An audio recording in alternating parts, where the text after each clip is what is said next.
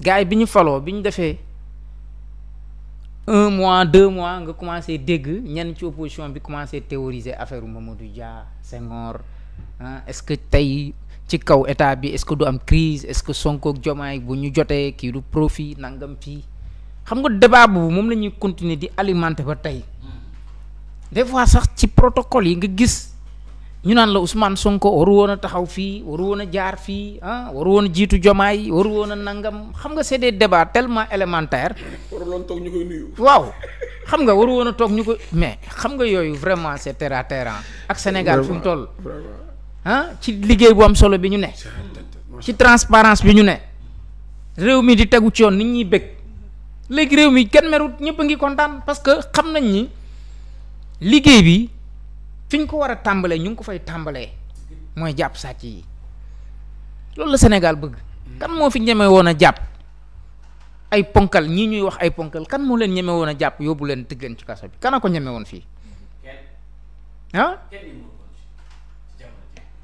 dama ne Ablaye Wade xoolal Ablaye Wade jéem na ko sottiwul kenn def ko de ñu mettre ko la pression mu dellu gannaaw Macky Sall ñëw fii indi lisam politique la woon. waaw politique mujjee ci politique la mujj ndax ñam doon topp lu ñëpp après ci tay tànkam lañ mujj jonkan tey Sonko ñëw ñëpp naan reddition des comptes bi du dem loolu ñëpp waxoon de du dem mais tey dem na wala demul. dem na ay ponkal jaar nañ ñu ngi ci kaso bi ñii di fay te xaaral ba gars yi génnaat procureur yi génnaat ba defaat seen point de presse boobu ñu defoon. ba gars yi wax la ñaata lañu recouvrer ci xaalis ci cautionnement wala ci ñoo xamante ni ñu ngi fay te kenn yëgu leen ak ngan di personnalité yoo xam ñu ngi leen fekk seen kër di leen defal enquête di leen enquête kon sa waay nañ bàyyi ay débat yu terre à terre yi xam nga lan moo doon débat bi ci conseil des ministres bi lan lañ fa wax loolu moo war a doon débat bi waxtaan ci continue bi mais boo demee ay quotidiens yu lay bindal yooyu ñàkk fayda kii naan la porte naa plainte fële 8 milliards xaw ma la nag ci lii kii yokk na ceeg et cetera tout ça. xoolal kee ngi wëndeelu. waaw yow na la sant Sall ak taxawaalu ju metti.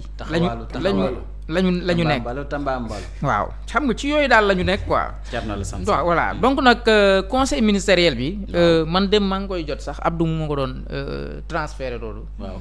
waaw gis nañ communication bu am solo boo xamante ni le président de la République Elmat Aïssatou def na ko ci li nga xam ne ni que mooy 81e anniversaire bu massacre bu Thiaroye bi ak am solo ak xam nga loolu lu am solo la 1er décembre bi parce que fii ñu ngi naan le président de la République wax na ni ci 16 octobre 2025 bi waaw président de la République ci communication am nee na jot na li ñu fi doon waxtaane keroog suñu émission bi ñu fi def bu ñu fi mujjoon defe naa vendredi bi wax na ni jot na livre blanc bi nga xamante ni jox nañ ko maanaam comité bi nga xamante ni ñoom la ñu santoon la nga xamante ni mooy liggéey bi def études yi les études archéologiques comité de commémoration jot na ko véritablement waaye sant na ci premier ministre bu baax a baax parce que mi ngi remercier le premier ministre qui a supervisé ce travail de mémoire et de vérité. Parce que liggéey bii nag doon de président Diomaye mooy président de tous les Sénégalais. mais kenn du Ousmane Sonko ci lii. ndax tey pression bu mu teg les autorités françaises pression boo xamante ni delluwu ci ginnaaw. dëgg la moo tax tey ñu avancer à grands pas ba Emmanuel Macron mën a taxaw. reconnaître publiquement que ni France dañu massacrer ñi nga xamante ni mooy les tirailleurs africains. xam nga loolu c'est une très grande avancée. bu mag sax voilà donc nag ci kaw loolu itam. le président de la République rendre na un vibrant hommage au professeur Mamadou Diouf. bi nga xamante ni moom moo coordonné les travaux du comité de commémoration. un grand monsieur ayant enregistré la contribution d'éminents historiens. ainsi qu'à son équipe. loolu mooy li président de la République ci phase bu njëkk bi. loolu mooy li nga xamante ni le président de la République wax na ko njukkal livre blanc ak tirailleurs sénégalais yi tirailleurs yi ak merci premier ministre bi coordonné oui ak comité bi et cetera tout ça rappelant que la restauration de la mémoire des résistants et héros africains demeure un axe majeur du projet panafricain du Sénégal. Le chef de l'État a exprimé sa gratitude à son homologue du Kenya, son Excellence Monsieur William Ruto, à la suite de sa participation en qualité d'invité. Voilà, gis nga yooyu itam mi ngi sant bu am solo la accord yi am solo lañ fa signé. Non accord yu bari sax. yu am solo. yu bari. oui vraiment def na fa visite de travail bu am solo. te ba tey ci communication moom le président de la République. mi ngi wax ni mi ngi demander au gouvernement ñu exploiter les constats, enseignements, conclusions et recommandations du livre blanc sur le massacre Thiaroye maanaam lépp lu nga xam tukkee na ci livre blanc boobu. waaw ñu exécuté ko. moom mooy dëgg. maanaam lañ ci war a jàngale. waaw nañ ko renforcer def ko ci système éducatif bi voilà ay satu donc ñu def ko ci système éducatif bi mu mën a nekk loo xamante ni jàngale ko ñu sonoon nañu ci ay livre ay Baudelaire ay Baudelaire ay Jean Paul ay Toussaint yooyu mooy lan sonn nañ ci waay wax dëgg yàlla sonn nañ ci nañ dindi yooyu indi suñu histoire dëggantaan waaw xam nga indi suñu maam waaw yooyu nee na daal te nag daf ci wax nag dans les meilleurs délais yooyu amul xaar waaw amul xaar naan ba année dañ fi dindi ay maami tubaab bi li ñu fay wut waaw loolu le président de la République daal ci première phase bi waaw foofu la concentré wu ci débat am kon nga xam ni lépp lu jëm ci enseignement ak suñuy valeur ak lépp luy def jom ci doomu aadama yi ne woon naa la c'est de l'histoire sànq maa ngi dégg honorable di ko wax ci communicateur traditionnel yi xam nga communicateur traditionnel xëy na peut-être léegi la rek ku mu neex ku ne jóg ne communicateur traditionnel la. waaw sama genre. mais communicateur traditionnel dëggantaan njaay. waaw bu taxaw ci diggante kooku da daan def jom. ci ki mi àndal. da nga koy naw sax. da nga koy naw. dëgg boo xoolee suñu ancien président yi ak ñenn ñi lu tax daan ko am. parce que gis nga nit may ba. nga taxaw di ko rappeler démbam. wala xam jom ji mën a def ci moom. balaa nga koy xam rek nga toog sa doom def erreur wala sa benn mbokk nga teg ko di ko waas. nga ni ko lii yaag famille bi yaag fu njëkk a def. wala ko wax rappeler ko ay maamam da ngay gis jom ji mi amaat. léegi nag ñun tubaab bi naxoon nañu ba lépp luy def jom ci ñun mu dindi ko ci ñun te lépp école la ko jaarale. moo waral ñàkk jom yu bëri ci réew mi. école la ko jaarale. jom moom ñàkk. bi mu bëggee def dañu bëri trop. maay ba bi mu bëggee def ñu baree bare ñu ñàkk jom. ci école rek la jaar. dëgg la mooy buntu bi. te lay ba nga dëgg. demal nga xool tey ñi gën a ñàkk jom ci réew mi. sàcc yi ñuy jàpp. waaw ñoo dàq jàng ci réew mi. buñ xooloon seen maam fu mu jógee. xool seen jaar-jaaru maam. am yenn xam ne yenn comportement duñ ko nekk tey. man bi may am na solo. boo defee seen histoire tubaab yi. waaw ñun suñu école yi boo demee bañ jàngal la seen histoire da nga naan man sama maam man kon moom lan la doon njëriñ ci société bi. waaw da nga koy xeeb.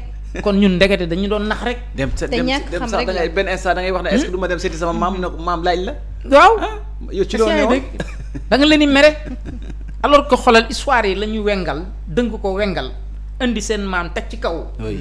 wan la ne ñii xeex yëpp ñoo ko xeex. tubaab bëgg nañ lu yomb. ñëw war ni seen maam a ñu gën. c'est ça xam nga non c'est ça. léegi nag loolu la autorité yi parce que autorité yi. ñoom li leen ëppal solo. mooy restituer Sénégal ak sénégalais yi seen ay valeurs. mooy dëgg. loolu mooy sénégalais yi. sénégalais yi. waaw mooy dëgg Sénégal au Sénégalais. très bien xam nga réew mi ngi jëm ci réew moo xamante ni boo liggéeyul doo am. da ngay fande. dafa am ñenn ñi de boo ñu préparé dem wuti. réew mi ku liggéey du am de. ab sénégalais lam fi daan bañ. di ko def fii di ko dem réewu jàmbur di ko fa def. léegi nga gis commencé gis sénégalais yi si meeku di ko def. mooy dëgg. non réew fa lay toll. waaw mooy dëgg de. moo war a am aussi. waaw mais bu amul nit ñi ci sàcc la ñuy dëkk. moo war a am ak bëgg lu yomb. waaw donc kon loolu la beneen aspect bi nag également. mu am solo. le président de la République wax na ci projet de loi de finances de l'année 2025. waaw maanaam waaw 2026 du moins. waaw mi ngi wax ci ñu gën ko préparer ubbi ouverture de session ordinaire bii di ñëw unique du Parlement. Le président de la République félicite le premier ministre.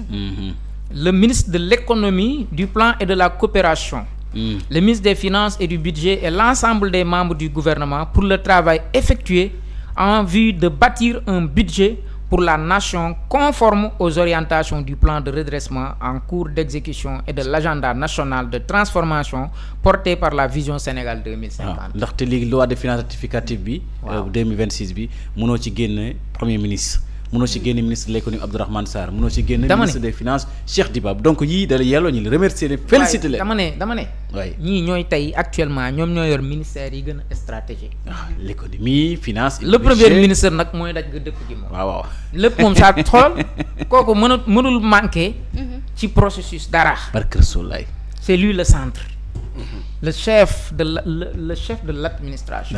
mooy xol bi mooy xol bi. mooy xol bi de xol de moom. moo tax ku ko bañ tamit aussi. parce que xol la moom. Sonko ci xol. boo ko bañee da ngay am problème. waaw man de xam nga noo xol bi ne absent na ba pare. suñu nit yaram baa ngi dox. waaw moo ma jaaxal mais xoolal maay ba. Aïssatou imagine leen xool leen ñu ko bañ ñëpp. ñu ko bañ di. ku ci leer amu ci. ñu kukk ñu dañ ñuul. ku ci leer amu ci laa la wax. jeex tàkk boo ne ñu ko danga may dugal.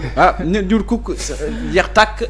dugal ay nekk nag daw kat mën a daw mën a daw te duñ mën a leb bor. yu yëpp am na ci mais xool leen yéen ni ngeen leere xoolal Aïssatou. xool Elmat dañuy leer grand bi. bu Sonko boo ko bëggee. jëyi di tàkk. non saddu sax su boo ko bëggee. mais Sonko soo ko nongalee. am nga ndimbalu yàlla soo ko nongul nag. vraiment war nga xool sa diggante. ah moom mooy dëgg mais kon da nga nangu. nongul ko mooy nongulu suñu borom. yàlla daa bëgg ko te loolu mooy tax nga nekk dëgg-dëgg jullit nag. waaw. waaw jërëjëf donc loolu la premier ministre wax. kon mi ngi waajal. président de la république mi ngi waajal. véritablement votre budget boobu 2026. ak am solo nee na lépp lu ñu ci def nañu fexe ba mu nekk en conformité avec l'agenda l'agenda 2050. vision Sénégal 2050 waaw loi de vision finances de Sénégal l'année 2026. voilà ak tenir en compte aussi le plan de redressement économique et social. bi nga xamante ni nee na déjà. waaw mi ngi en cours d'exécution. te loi de finance bi. de l'année 2026 bi ne la leer ne. diaspora bon na ngi ñëw ak yeneen. boo xoolee investisseurs yi. seen journée boobu mobiliser nañ 13000 milliards tamit Serigne Niang. waaw yooyu yëpp xam nga Sénégal FMI mën na am yaakaar na dana ñëw xam nga. donc année bi daal année buy. waaw ba tey itam nee na le président de la République wax na le premier ministre. wax na ci premier ministre maanaam wax na ci. waaw au ministre de l'économie du plan et de la coopération et au ministère des finances et du budget. l'urgence de procéder à l'évaluation des mesures et impacts du plan de redressement économique et social et de la mise en œuvre de la stratégie nationale de développement xam nga mbir day am évaluation. mooy dëgg. mbir boo demee dowalee ba jamono. évaluation ak suivi. day am évaluation ak suivi. Sénégal loolu mooy suñu problème. daawuñu ko def. moo tax loo ci gis luubal gi day bëri. ma ñu luubal. parce que nit ngay dénk mu luubal dem. ka fa ñëw war a def évaluation xool du ko def ñëw. moom tamit doon continuer waaw. léegi nag lu fa jógee ñu ne yow a. Khalifa Sall bi ñu ko laajee mu ne sama successeur lu doon def. laa leen def looloo ko rey. waaw fii daal mooy. moom justification boobu ko rey. ni ñëpp doon def. waaw noonu la def nee na ñii li ñëpp daan def laa la ñëpp doon def laa di def. loolu te ñu doon ñëpp di def baaxul. yow yaa tuumaal sa bopp. mais boo defoon évaluation da nga xam ne lii moom dëgg yàlla baaxul. te ba pare yàgg ci état itam. waaw. xanaa loolu kay ñi bees sax ñun ñi am bu ñu ñëwoon sax ñoo war a def erreur yooyu. dëgg yàlla dëgg yàlla. donc daal moo tax gars yi daal ñu ngi leen di véritablement remercier bu baax dans l'exécution du plan de redressement économique et social il invite également toujours le premier ministre. Le président invite toujours le premier ministre à veiller à la maîtrise des prix des denrées alimentaires et services de consommation courante et à la préservation du pouvoir d'achat des ménages. loolu ne war na tax la justice sociale et la protection des groupes ak ñu noppi nag. waaw war jot na nag waa Jaañ fal ñu noppi. keroog am nañ ci part de responsabilité bu mag. waaw oui keroog lañ génn de. moom muy dëgg. maa fa demoon jëli ji leen Thiès. waaw mais nag benn aspect bi aussi dafa fondamental te maa ngi dégg sànq honorable di ko wax. waaw mooy ban nit ñi il faut que ñu am culture de dénonciation. faut ñu dénoncer. mais duñ dénoncer kenn. non bu ñu dénoncer ñu ne baaxoo. dañ lay xas. waaw dañ lay xas. waaw amul dañ lay ciblé non dañ lay exclure sax. jël exemple Ousmane Sonko dénoncé moo tax ñu ne baaxul. du wax loolu rek moo tax ñu mere ko. sa koñ nga gis boo fa boolee nit. Sonko dénonciation képp dong moo war a ñenn ñi. bëgguñ Sonko waaw gis nga de loolu rek moo tax nit ñi noonu moom.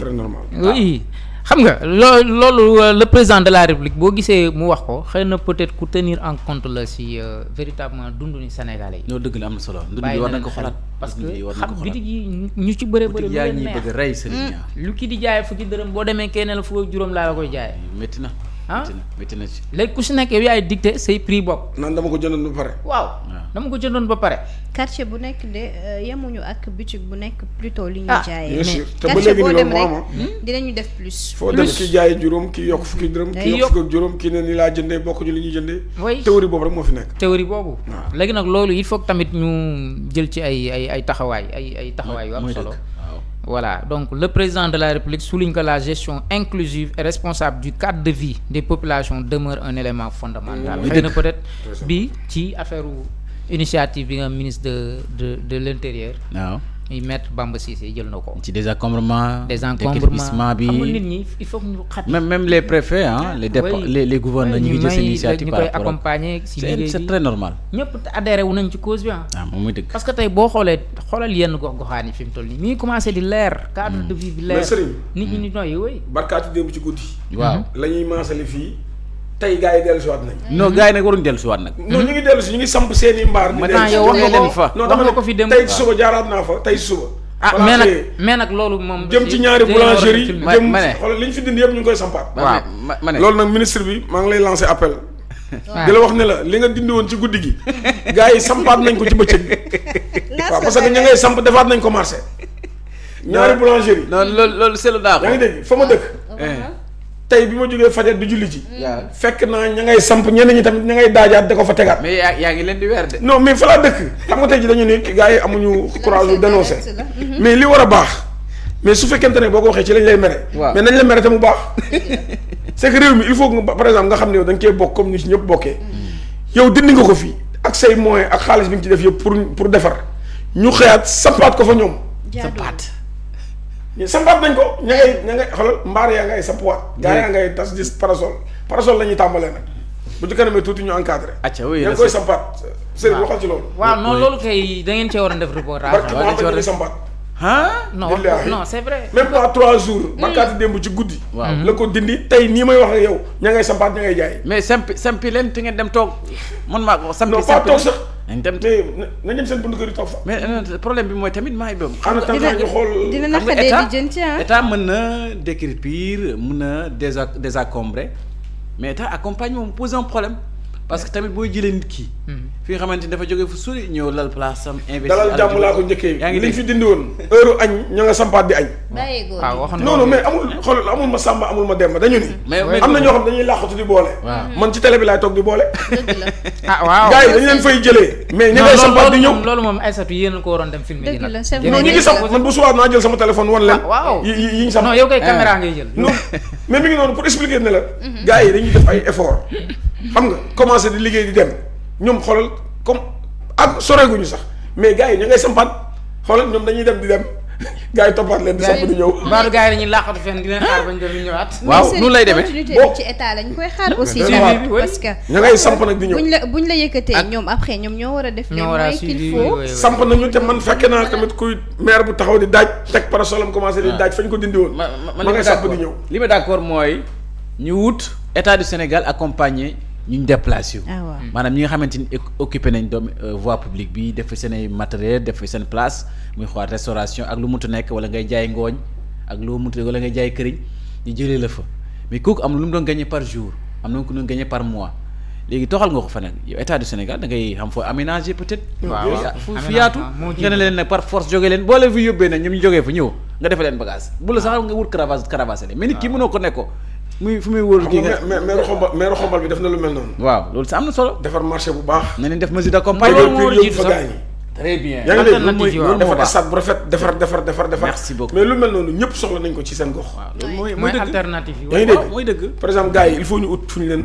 roof. waaw parce que ku ci nekk li ngay daan doole ci nga yóbbu moom nga yóbbu sa kër. moom mooy dëgg. yaa ngi dégg. waaw mais am na yoo xam ni pour utal leen fi ñu nekk day jafe jékki-jékki ñëw ba ci territoire bi teg fa sa benn affaire fekk fi ñu nit ñuy dox nga teg fa dara loolu bu ñu la fa dindee kenn lootal foo jëm. waaw parce que xam nga ne foo waroo faa toog. ànd naa ci. am na foo war a toog wala fu ñu la fekk foo xam ne nga xam ne fii dañ ko bëgg a defar. waaw foofu mën nañ la fa jëlee ut la fu ñu la dugal. mais am na foo xam ne bu ñu la fekkee kenn lootal foo jëm. parce que waroo fee toog. waaw mooy dëgg borom pneu yi dafa xëcc ba ci territoire bi nit ñi dox daal di suude teg ay pneu. mais kooku bi ñu ko fa dindee.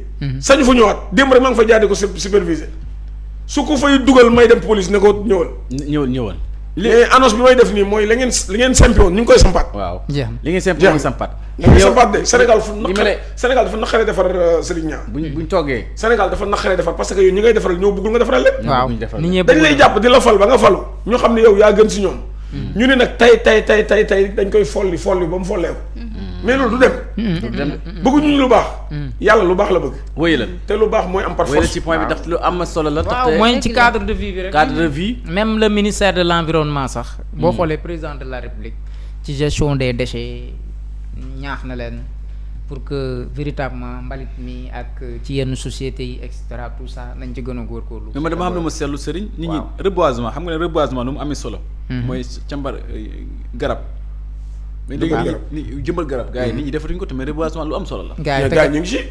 reboisement. gars yi de gor lañ gën a mën. dañ ko jàngal sax xale yi ci école yi waaye. mais ñu ngi littoral bi moom doon ma gis naa ñuy doon def ay reboisement. mais lu dafa am solo waaye ci biir gox goxaan yi moom. garab yi nañ ko di kii. war nañ jëmbataat ay garab ci biir gox goxaan yi parce que boo xoolee dëkk bi gis nga léeg-léeg nga dox ci mbedd ba mbedd mi jeex doo gis garab.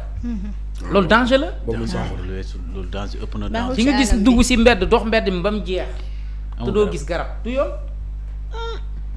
acca wéy la. waaw du yoon. état bi jël xaalis bu dul jeex. def ko ci pour yëf yi baax. ngay yow su gasee ba guddi. nga fanaanee suul. ba pare bëgg Sénégal baax. maintenant le président de la République aussi Aïssatou. waxaat na ci agenda bi nga xam ne ni que moom mooy agenda international am. waaw di wanewaat mbégteem ak contentement am envers son homologue rwandais muy monsieur Paul Kagame pour l'accueil ak exceptionnel bi nga xamante ni defal na ko mooy visite bi mu fa demoon loolu am na ci mbégte te mi ngi ko ciy sant bu baax a baax ñetti fan. waaw visite ñetti fan yooyu. il a en outre exprimé sa reconnaissance véritablement wax na ni kontaan na ci bu baax a baax. mais daal fi mu tëjee communication moom le président de la république wane na ni dina présider incha allahu rabbi ce jeudi defe naa mooy le 23. waaw tey mooy 23 waaw. ce jeudi waaw le 23 octobre 2025. la première réunion du conseil supérieur d'orientation agro-sylvo-pastorale. kooku président de la république. loolu am na solo lool. voilà après nag bon leneen li ci des ay ministres yi ñoom ñoo jël. dama bëgg nga ñëw ci ak nomination yi législatif et réglementaire lu am solo ndaxte foofu. texte réglementaire. dafa am conseil des ministres dañ adopté. ay textes yu propre yu am solo yoo xamante dañ ko war a jébbal ci assemblée nationale. waaw mooy bu mun le projet de décret portant création et fixant les règles d'organisation de fonctionnement du comité national de coordination de la lutte contre le blanchiment des capitaux lu yee nga réew mi ak le financement terrorisme et la prolifération des armes de destruction massive loolu mooy lan Serigne. waaw bon xam nga voilà wax nañ ni ci conseil bi examiner nañ. waaw parce que conseil ministériel bi ci la ñuy examiner les grandes décisions avant que ñu ko yóbbu fële nga xam ne mooy. examiner nañ après adopté ko. léegi bu ñu demee nag ñu dem assemblée nationale. comme foofu mooy pencum ndaw réew mi. foofu moom bu ñu xësee ba voté day mel ni ka ànd ak yow ak ka àndul ak yow ñëpp ci ànd. dëgg la waaw le projet de décret portant création et fixant les règles d'orientation. maanaam am na un projet de décret boo xamante ni dana wone ak tegtale na nga xamante ni lii ma lay wax noonu la war a doxee. D'organisation et de fonctionnement du comité mooy comité national de coordination de la lutte parce que am na un comité national de coordination pour xeex mbirum blanchiment de capitaux, financement du terrorisme et de la prolifération des armes de destruction massive. gis nga lii nii prolifération des armes de destruction massive xam nga bi maa la ko doon wax. waaw lii Macky Sall moo ko yokk ci loi bi. moo ko fi yokk en 2024. déedéet kay. moo ko ci toftal. waaw moo ko ci toftal. te lii da doon yombal jàpp booy Pastef yi. nu mu ko doon yombalee leeral la. non bii. waaw xam nga financement du terrorisme. waaw la loi sur le blanchiment de capitaux et le financement du terrorisme ça existe depuis 2018. mais période bi Sénégal nekkee ci période tension gars yi dañoo jàppoon ni waa Pastef dañuy yor ay armes. est-ce que yaa ngi dégg. loi bi si lañ ko jël dugalaat ko moo tax ñu bëri naan blanchiment de capitaux loi bi c'était en 2024 alors que jiitu na loolu 2024 lii rek lañ ci yokk. prolifération des armes de destruction massive juróom na fi coow assemblée nationale. waaw bañ naan booy passé fi boo moytul ku ci yor ciseau sax boo moytul danañ la jàpp parce que dañ lay qualifier comme terroriste li juróon na fi coow léegi nag dañu teg nañ ñi dañuy bëgg a teg benn comité national léegi nag comité national boobu ci conseil bi adopté nañ waxtaan nañ ba préciser ni comité bi war a fonctionner léegi nag assemblée nationale ñoom ñoo ci des. te xam naa ne bu demee assemblée nationale bu ñu ko examiner dañ koy voter parce que ñoom ñoo yor majorité bi liggéey bu am solo la lii dafay wanewaat rek encore une fois elmat transparence fi ni mu soxalee autorités yi fi nekk. maanaam alalu askan wi fexe ba mu dem ci poosu ñoo xamante ni mérité wuñ ko. dëgg la alalu Sénégal képp ku ci jot da nga ko war a mérito. moo tax des fois nag boo déggee ñenn ñi xam nga keroog yaa ngi dégg xaw ma dem ma barki dem Pa Matar Diallo. waaw wax na ba ni privilège yi et cetera tout ça. Pa Matar Diallo dafa meroon rek. non mais boo meree tam da ngay contrôlé wu. mer toog di xatraay. yonente bi sallallahu alayhi wa sallam nee na boo meree ànd ak dal. da ngay ànd ak dal. est-ce que ça te fëggul yenn buntu ministre yi gars yi wuyu luñ ko moo tax mu mer noonu. ay moom lu muy wax ne kan ma ko wax loolu ak fu mu ko jëlee. yow yéen moom chance bi mu am ñu bari amuñu ko di. yow moom mi ngi invité ay ministres ñuy ñëw ci plateau ak ñeneen ak ñeneen. ak ay DG du moins gars yi di ko dooleel. waaw audience boobu rek mënu ci sagal gars yi. waaw loolu daal mooy premier projet de loi bi nga xamante ni. bu am solo. am na ëpp na solo kay. waaw boobu moom beneen bi nag mooy projet de décret. waaw. relatif au contrôle et à la supervision des personnes assujetties du secteur non financier en matière de lutte contre le blanchiment de capitaux toujours même siège bi la voilà même siège bi la projet de décret relatif au contrôle et à la supervision des personnes assujetties du secteur non financier. du secteur non financier. waaw.